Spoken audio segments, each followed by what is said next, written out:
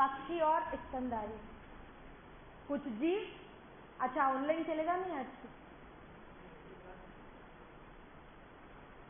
जीवन वृत्त विभिन्नताएं, जीवन वृत्त विभिन्नताएं, सभी ध्यान देना। सभी जीव अपनी क्या बढ़ाना चाहते हैं? Are value. आर वैल्यू बढ़ाने के लिए जनन करते हैं। कुछ जीव अपने जीवन काल में एक बार जनन करते हैं, कुछ जीव अपने जीवन काल में अनेक बार जनन करते हैं। एक बार जनन करते हैं वो है प्रशांत महासागरीय सालमन मछली और बांस का पौधा, और जो अनेक बार जनन करते हैं वो है पक्षी और स्तनधारी। पक्षी और स्तनधारी। कुछ जीव जो होते हैं छोटी साइज के होते हैं लेकिन अनेक संख्या में संतानें उत्पन्न करते हैं। साइज छोटा है लेकिन संतानें बहुत होती है, जैसे कि ऑयस्टर और पैलेजिक मछलियां। ऑयस्टर मोलस्क का संघ के प्राणी होते हैं ऑयस्टर। अभी दिखाती हूँ, पहले यहां तक लिख लो। समझने के लिए ये अपना लास्ट पॉइंट था, fourth point, last fourth point था जीवन वृत्त विभिन्नता है। 4 बातें पढ़नी थी समष्टि से संबंधित, और उसमें से ये लास्ट है कि जीवन वृत्त विभिन्नताएं, लाइफ हिस्ट्री वेरिएशन। लाइफ में बहुत सारी विभिन्नताएं हैं। कुछ जीव एक बार ही जनन करते हैं, कुछ जीव अनेक बार जनन करते हैं, लेकिन वो जनन किसके लिए करते हैं? केवल आर वैल्यू बढ़ाने के लिए करते हैं। तो कुछ जीव अपने जीवन काल में एक ही बार जनन करते हैं। ऐसे कौन से जीव है जो अपने जीवन काल में एक ही बार जनन करते हैं? वो है प्रशांत महासागरीय सालमन मछली, और कौन है बोलो? बांस। कुछ जीव अनेक बार जनन करते हैं। अनेक बार जनन करने वाले कौन है बोलो? पक्षी और स्तनधारी। यस, लिख लिया। कुछ जीव जो होते हैं वो अपने जीवन काल, उनकी साइज छोटी होती है लेकिन अनेक संतानें उत्पन्न करते हैं। ऐसे कौन से जीव है जिनकी साइज छोटी है लेकिन संतानें बहुत ज्यादा होती है? तो उसका नाम है पैलेजिक मछलियां। कौन सी मछलियां है बोलो? पैलेजिक मछलियां। पैलेजिक फिश जो है उनकी साइज छोटी होती है, छोटी साइज की मछली है, देखो इतनी सी मछली होती है, लेकिन हजारों की संख्या में अंडे देती है। तो यानी कि कुछ जीव ऐसे होते हैं जिनकी साइज छोटी होती है लेकिन संतानें क्या होती है बताओ? बहुत ज्यादा संख्या में है। मनुष्य इतना बड़ा प्राणी है लेकिन 9 महीने के बाद में भी कितनी संतान उत्पन्न करता है? एक, है ना। ये इतनी सी छोटी सी मछली है लेकिन हजारों की संख्या में एक बार में संतान उत्पन्न कर रही है। मनुष्य इतना बड़ा प्राणी है, सिर्फ एक बार में कितने बच्चे पैदा हो रहे हैं? एक। ट्विंस हो जाए तो बात अलग है, बाकी एक बार में 9 महीने के बाद में भी एक ही बच्चा उत्पन्न हो रहा है। बंदर से कितना हो रहा है? एक। हाथी से कितना हो रहा है? एक। दोनों गर्ल्स गॉसिपिंग, मुझे भी बता दो क्या बात है? दोनों गर्ल्स क्या बात है? डिस्कस।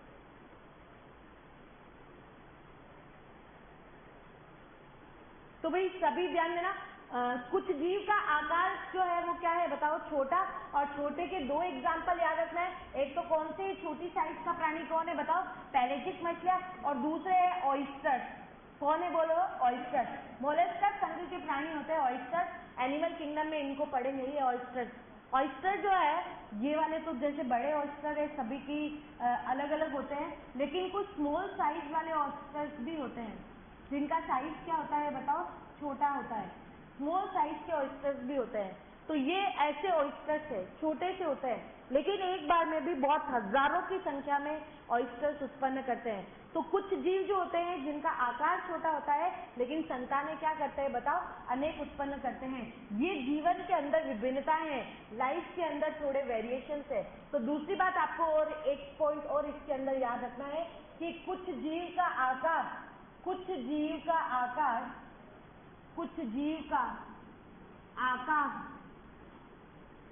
आकार जो होता है वह छोटा होता है। कुछ जीव का आकार छोटा होता है और कुछ जीव का आकार क्या होता है? बड़ा होता है। आकार छोटा होता है लेकिन संतान क्या करते हैं? या संतति अनेक होती है, उनकी संतति अनेक उत्पन्न करते हैं, संतति अधिक उत्पन्न करते हैं। अनेक की बजाय लिख देना, संतति अधिक उत्पन्न करते हैं।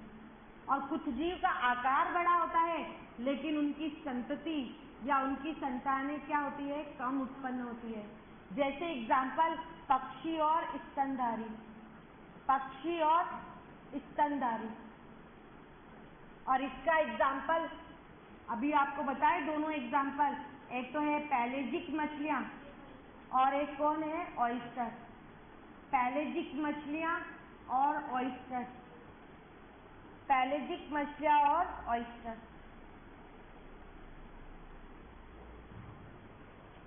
कुछ जीव का आकार छोटा होता है लेकिन संतति अधिक उत्पन्न करते हैं। कुछ जीव का आकार बड़ा होता है लेकिन संतानें क्या होती है, कम होती है। पक्षी और स्तनधारी का आकार बड़ा है लेकिन संतानों की संख्या कम है ना। पैलेजिक मछलियां और ऑयस्टर का आकार छोटा है लेकिन संतानें हजारों की संख्या में उत्पन्न करते हैं। तो ये जीवन के अंदर विभिन्नताएं हैं, वेरिएशंस हैं। तो अगर इसके ऊपर भी कोई क्वेश्चन आ जाता है तो आप आराम से कर सकते हो।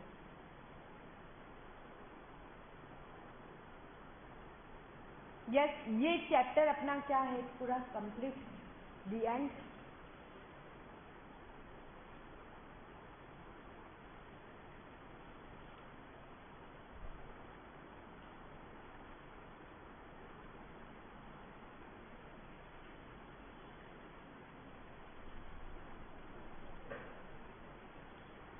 यस, लिख लिया, कंप्लीटेड। ये पूरा चैप्टर अपना कंप्लीट। इस पेज को छोड़ करके नए पेज से शुरू करोगे, है ना। नई वाली एनसीईआरटी के अकॉर्डिंग पुरानी वाली एनसीईआरटी सबसे लास्ट में कराएंगे।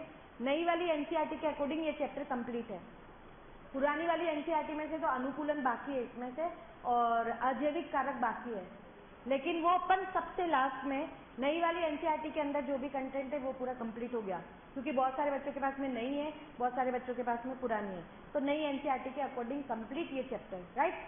नेक्स्ट है पारितंत्र, chapter number 12। Chapter 12 new NCERT का चैप्टर 12 है और पुरानी वाली एनसीईआरटी का चैप्टर नंबर 14 है, और चैप्टर का नाम है पारितंत्र। और पारितंत्र को ही इंग्लिश में बोलते हैं इकोसिस्टम। पारितंत्र को ही क्या बोलते हैं, इकोसिस्टम। बहुत इंपॉर्टेंट है, सीयूईटी 2022, 23, 24 सभी में हर साल यहां से क्वेश्चन पूछा गया है। तो सबसे इंपॉर्टेंट बात, इस पारितंत्र के अंदर हमको पढ़ेंगे क्या। तो पारितंत्र के अंदर अपने को इसके अंदर 4 बातें पढ़नी है।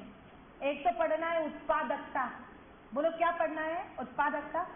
दूसरा इसके अंदर पढ़ना है अपघटन, अपघटन।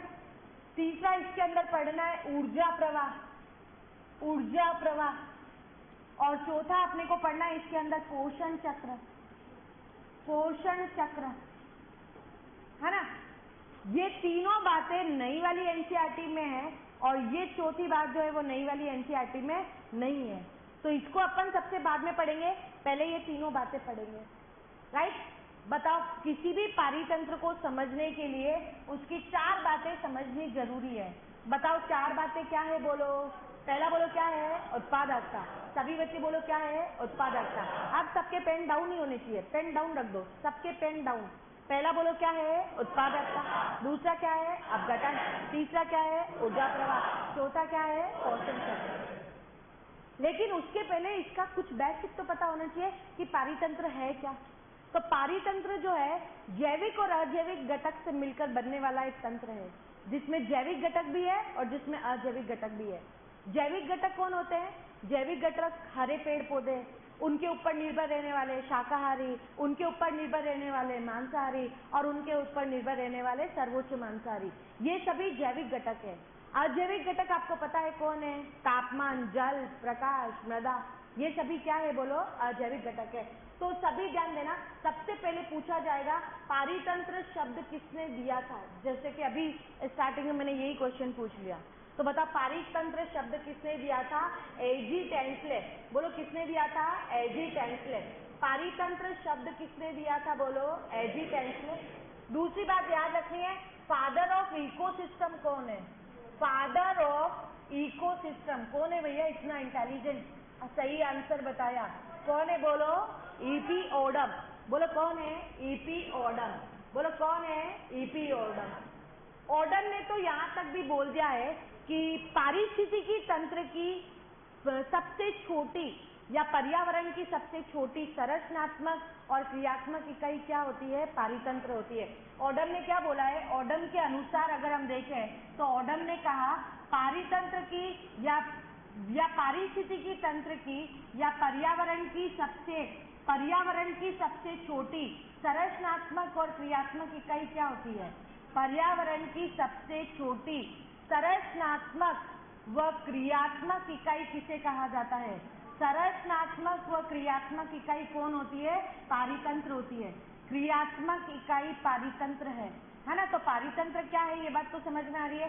पारितंत्र के अंदर 2 घटक है। बोलो कितने घटक है? 2। लेकिन कुछ अलग वैज्ञानिक भी आए हैं जिन्होंने क्या बोला है कि जैसे कि कार्ल मोबियस ने पारितंत्र को बोला बायोसिनेसिस। क्या बोला? बायोसिनेसिस। कार्ल मोबियस एक वैज्ञानिक था, क्या नाम था बताओ? कार्ल मोबियस ने इकोसिस्टम को क्या बोला बताओ? इकोसिस्टम को उसने बोला बायोसिनेसिस। बोलो क्या बोला? बायोसिनेसिस। इकोसिस्टम को उसने बोला बायोसिनोसिस। बोलो क्या बोला? बायोसिनेसिस। इकोसिस्टम को क्या बोला बताओ? बायोसिनेसिस कहा, है ना? लेकिन एक वैज्ञानिक और था, उसका नाम था सीमेन। क्या नाम था? सीमेन ने इकोसिस्टम को बायोसिस्टम कहा। बोलो क्या बोला? बायोसिस्टम। तो क्वेश्चन ये भी पूछ सकते हैं इसने क्या बोला, लेकिन है तो हम किसके बारे में बात कर रहे हैं? इकोसिस्टम। कार्ल मोबियस ने इसको क्या बोला? बायोसिनेसिस। सीमेन ने इसको क्या बोला? बायोसिस्टम। टेंटले ने इसको क्या बोला? इकोसिस्टम, है ना? तो इकोसिस्टम के अंदर 2 घटक होते हैं। बताओ कितने घटक होते हैं? 2। किसी भी पारितंत्र की संरचना को अगर हम देखें तो इसके अंदर 2 घटक होते हैं। एक तो होते हैं जैविक। कौन से होते हैं? जैविक। और दूसरा कौन सा होता है? अजैविक। मतलब जैविक और अजैविक घटक से मिलकर बनने वाला तंत्र क्या कहलाता है? पारितंत्र। जैविक घटक कौन होते हैं बोलो? एक तो होते हैं उत्पादक। कौन होते हैं? उत्पादक सभी हरे पौधे होते हैं, है ना? और उत्पादक को ही बोलते हैं प्रोड्यूसर। क्या बोलते हैं? प्रोड्यूसर। उत्पादक, प्रोड्यूसर सभी हरे पौधे कहलाते हैं। और दूसरे होते हैं उपभोक्ता। बोलो कौन होते हैं? उपभोक्ता। और उपभोक्ता को कहते हैं कंज्यूमर। बोलो क्या बोलते हैं? कंज्यूमर शाकाहारी, मांसाहारी, सर्वोच्च मांसाहारी, ये सभी होते हैं उपभोक्ता। कौन होते हैं? उपभोक्ता। तो जैविक घटक कितने प्रकार के हैं? 2। पहले कौन है? उत्पादक। दूसरे कौन है? उपभोक्ता। सभी हरे पौधे कौन है? उत्पादक। हरे पौधों के ऊपर निर्भर रहने वाले कौन है? उपभोक्ता। ठीक है। अजैविक घटक कौन से हैं बोलो? एक तो क्या है? तापमान। दूसरा बोलो क्या है? जल। तीसरा बोलो क्या है? प्रकाश। याद होना चाहिए भैया ये तो। और चौथा कौन है? मृदा। पहले भी लिखे हैं क्या ये? तो फिर क्यों नहीं बोल रहे हो? बताओ अजैविक घटक कितने हैं? 4। पहला क्या है? तापमान। दूसरा जल। तीसरा प्रकाश। चौथा मृदा। यानी कि पारितंत्र कितने घटक से मिलकर के बना है? 2। एक कौन सा है? जैविक। और दूसरा कौन सा है? अजैविक। जैविक और अजैविक घटक से मिलकर बनने वाले तंत्र को ही क्या कहा जाता है? पारितंत्र। लेकिन पारितंत्र ऐसा भी हो सकता है कि प्राकृतिक हो, नेचुरल बना हुआ हो। ऐसा भी हो सकता है उसको मनुष्य ने बना दिया हो। ऐसा पारितंत्र भी हो सकता है कि मनुष्य ने बना दिया। तो प्रकृति के अंदर अगर हम देखें तो पारितंत्र कितने प्रकार के होते हैं या इकोसिस्टम कितने प्रकार के होते हैं? पारितंत्र के प्रकार पूछेंगे तो आपको 2 प्रकार याद रखते हैं। एक तो है प्राकृतिक। बोलो कौन सा है? प्राकृतिक। और दूसरा है कृत्रिम। कौन सा है? कृत्रिम आपको पता है कि मनुष्य के द्वारा निर्मित है। कृत्रिम कौन सा है बताओ? मनुष्य द्वारा निर्मित है। प्राकृतिक प्रकृति में अपने आप ही बना है। तो क्या बताओ? प्राकृतिक में 2 प्रकार के होते हैं। एक तो कौन सा होता है? स्थलीय। कौन सा है बोलो? स्थलीय। और एक है जलीय। कौन सा है? जलीय। एक तो जल का पारितंत्र है, एक स्थल का पारितंत्र है। तो बताओ स्थलीय कौन सा है? वन क्या है बोलो? पारितंत्र, है ना? वन या जंगल क्या है बोलो? पारितंत्र। रेगिस्तान भी बोलो क्या है? पारितंत्र, है ना? और कौन हो सकता है बोलो? वृक्ष भी क्या है बोलो? एक पारितंत्र। वहां पर भी जैविक और अजैविक घटक होते हैं। और बोलो कौन है ना? चलो जल्दी बताओ। घास स्थल भी क्या है बताओ? घास स्थल भी क्या है बताओ? पारितंत्र। पर्वत भी क्या है बताओ? पारितंत्र। तो वन हो गया, रेगिस्तान हो गया, वृक्ष हो गया, घास स्थल हो गए, पर्वत हो गए, ये सभी क्या है बोलो? पारितंत्र। कौन से पारितंत्र है? स्थलीय। तो जलीय अपने आप बताओ। झील है, और बोलो, नदी है, नाला है, तालाब है, बोलो आगे, समुद्र है, महासागर है, आगे बोलो। एक नाम एनसीईआरटी में दे रखा है, एस्चुरी। कोई बता पाएगा एस्चुरी क्या होता है? एस्चुरी किसको कहते हैं? ओहो, एस्चुरी आपको पता है जहां पे समुद्र और नदी दोनों मिल जाते हैं, है ना? समुद्र और नदी दोनों जहां पे मिल जाते हैं वहां पर बन जाती है एस्चुरी। ये समुद्र का पानी और नदी का पानी जहां पे मिलता है वहां पर क्या बनती है बताओ? एस्चुरी। तो एस्चुरी क्या है समझ में आ गया है ना? एनसीईआरटी में एस्चुरी लिखा हुआ है तो वो एस्चुरी नहीं है, वो क्या है बताओ? एस्चुरी। तो एस्चुरीज हो गया है ना, नदी, झील, झरने, तालाब, नहर, सागर, समुद्र, महासागर, सभी क्या है बताओ? स्थलीय है, सॉरी जलीय है ना? उसके बाद में कृत्रिम मनुष्य ने बनाए, खेत मनुष्य ने बनाए हैं, यस। बगीचे मनुष्य ने बनाए हैं, यस। घर के बाद जो लोन लगा हुआ है वो मनुष्य ने बनाया है, यस। फिश एक्वेरियम मनुष्य ने बनाया है क्या? यस। फिश एक्वेरियम जानते हो?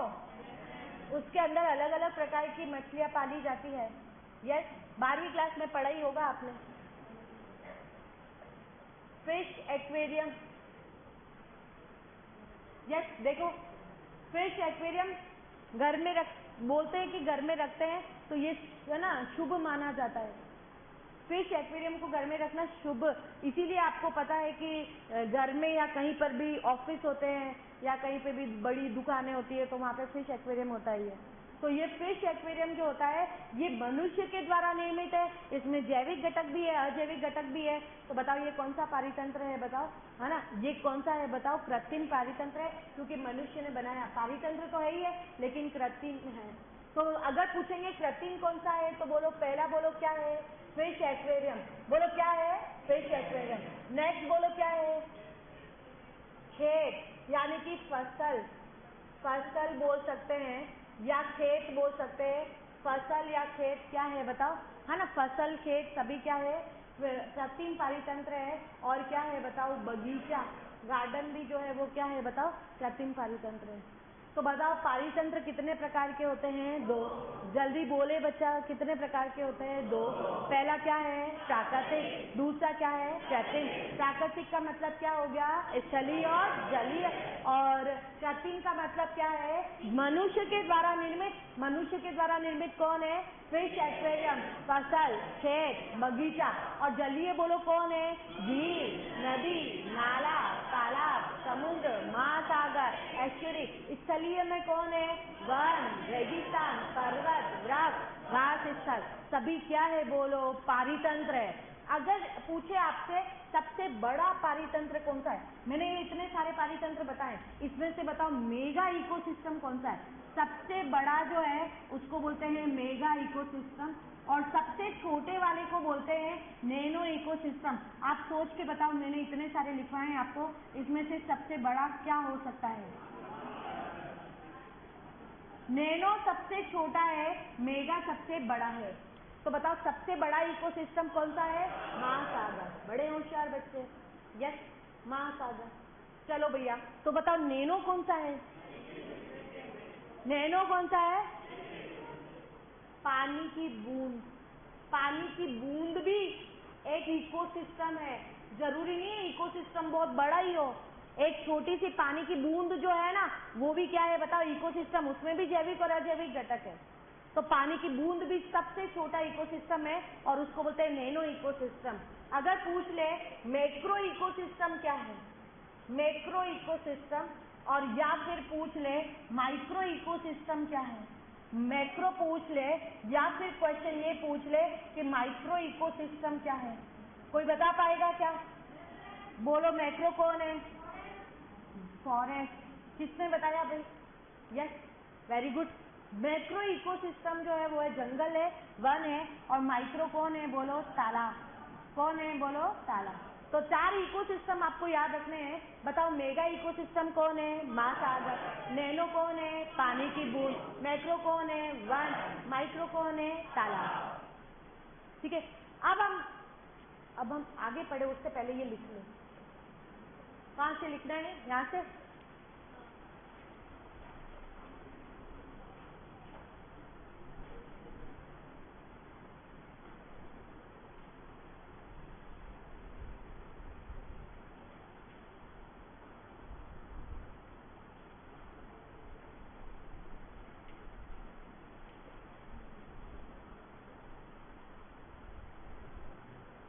उत्पादकता पढ़ने के लिए अपने को ये 4 बातें पढ़नी होती है, तब हम पूरे पारितंत्र को अच्छे से समझ सकते हैं। पारितंत्र को पढ़ने के लिए ये 4 बातें पढ़नी है। उत्पादकता, अपघटन, ऊर्जा प्रवाह और पोषण चक्र। ये चारों बातें पढ़ के ही हम पूरे पारितंत्र और इकोसिस्टम को अच्छी तरह से समझ सकते हैं। एक एक दिन में एक एक चीजें पढ़ेंगे अपन। एक दिन ऊर्जा प्रवाह, एक दिन पोषण चक्र, एक दिन अपघटन और एक दिन उत्पादकता। बस 4-5 दिन में खत्म।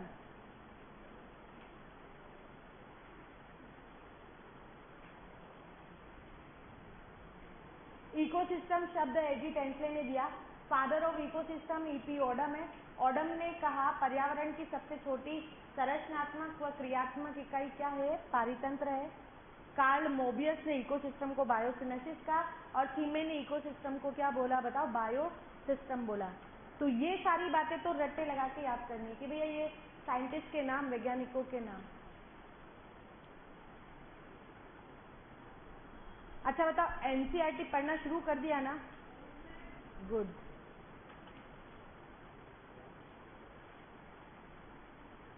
इधर कुछ बॉयज जो हैं उनमें थोड़ा जोश और जुनून कम दिख रहा है, और वो तो अभी संडे का टेस्ट होगा, कल तो पता लगेगा। कुछ क्वेश्चन एक्सरसाइज शीट में से भी दिए हैं, और कुछ क्वेश्चन बहुत अलग से लेवल के भी बनाए हैं, है ना? जेईटी पैटर्न का ही दिया है, सिंपल ही है, लेकिन जो याद करके आएगा सारे नोट्स सारे याद है उसको, वो सब कर लेगा।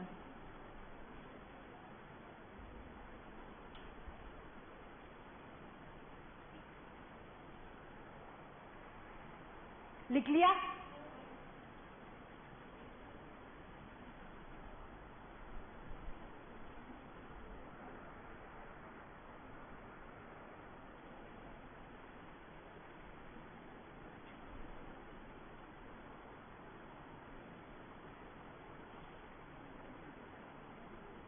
और ये लिखने के बाद तो याद करना है।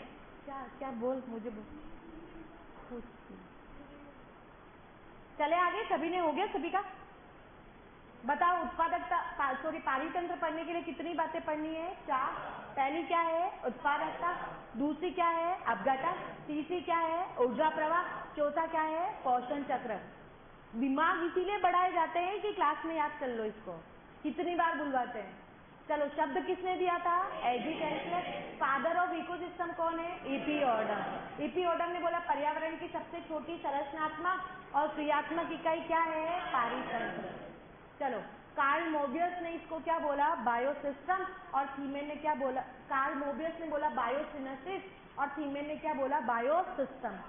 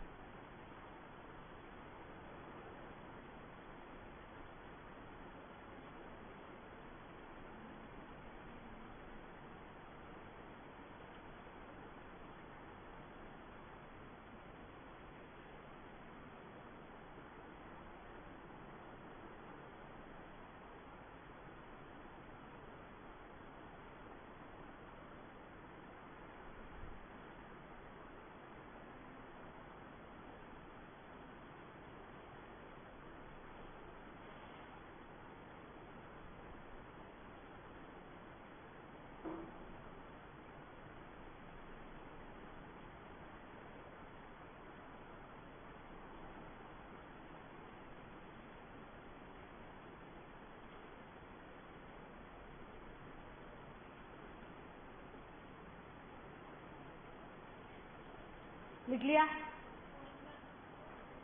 बताओ पारितंत्र कितने घटक से मिलकर के बना है? 2। पहला क्या है? जैविक।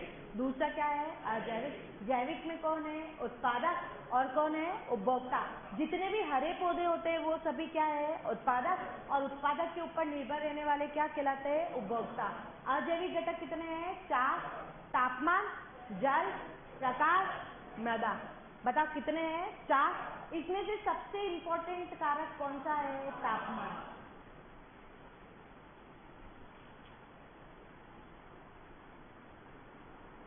राइट?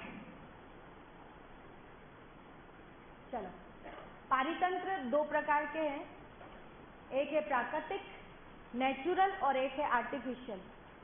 प्राकृतिक में भी 2 प्रकार के, एक है स्थलीय और एक है जलीय।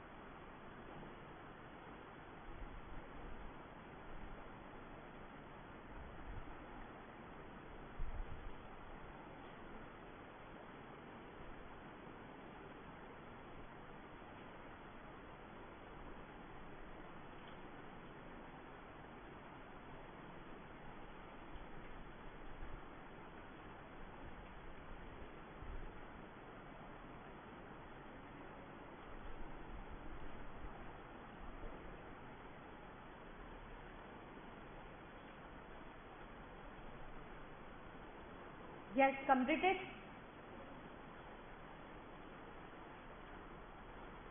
हो गया? सभी ने लिख लिया? चलो ये लिख लो, नोट करके लिख लेना, पूरा अच्छी तरह से इसको याद करना है कि सबसे बड़ा इकोसिस्टम कौन सा है, सबसे छोटा कौन सा है ना, मैक्रो कौन सा है, माइक्रो कौन सा है, ये पूरा याद होना चाहिए। उसके बाद एक जेईटी का 3/2 है, वो सॉल्व करना है।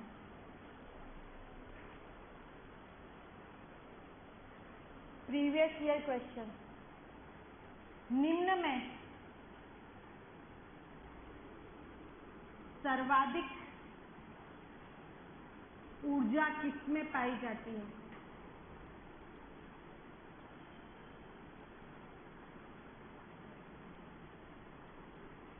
सबसे ज्यादा ऊर्जा किसमें पाई जाती है? ए ऑप्शन उत्पादक बी ऑप्शन उपभोक्ता, सी ऑप्शन अपघटक और डी ऑप्शन सभी। सबसे ज्यादा ऊर्जा किसके पास में होती है? उत्पादक। सही है क्या? क्योंकि हरे पौधे ही तो कौन सी क्रिया करते हैं? प्रकाश संश्लेषण। और प्रकाश संश्लेषण करके क्या बनाते हैं? ऊर्जा।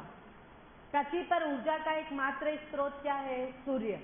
सूर्य से ऊर्जा लेते हैं और हरे पौधे प्रकाश संश्लेषण की क्रिया करके रासायनिक ऊर्जा बनाते हैं और उस पूरी ऊर्जा से विश्व का पेट भरता है।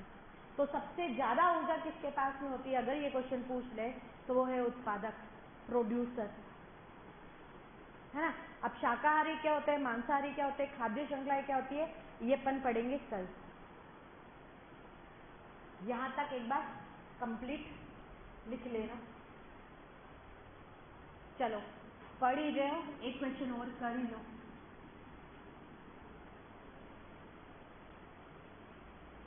क्वेश्चन कल आ सकते हैं ना इस तरह से, निम्न में से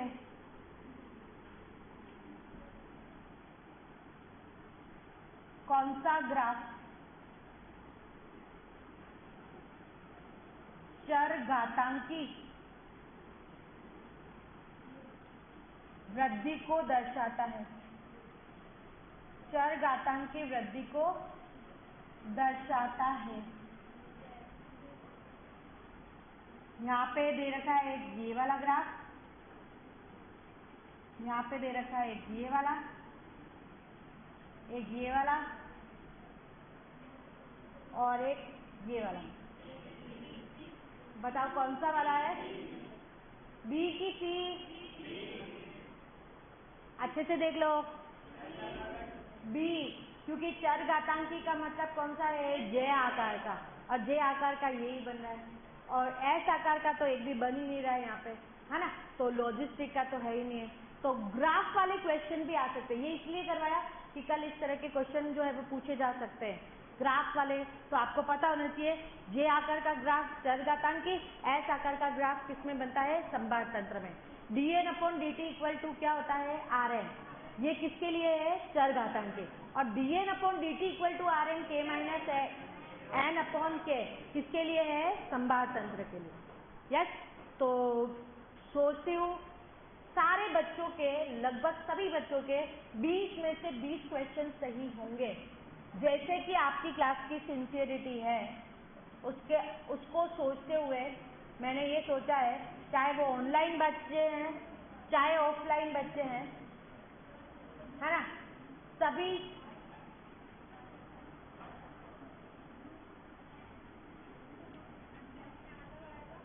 टेस्ट में आज वाला तो नहीं आएगा, आ सकता है जैविक घटक अजैविक घटक आएगा, आज वाला आएगा, बिल्कुल आएगा। यस। उत्पादक, प्रोड्यूसर क्या क्या होते हैं, पूरा आज वाला आएगा। कंप्लीट पढ़ के